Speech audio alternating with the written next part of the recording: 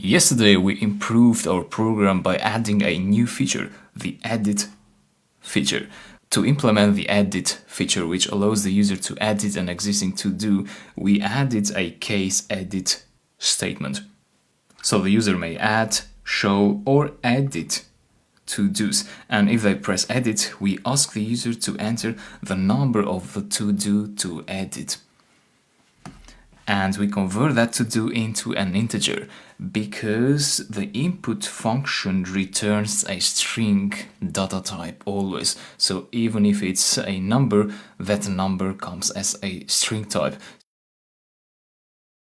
So you need to convert it into a type which behaves like a number, so you can make math operations to that number. You can order it, you can add other numbers to that, and so on.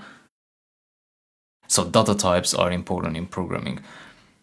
And then here we subtract 1 from that number.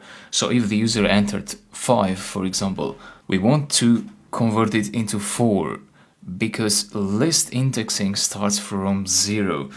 So once we get the index, then we ask the user to enter the new to-do and we add that new to-do to that position in the list.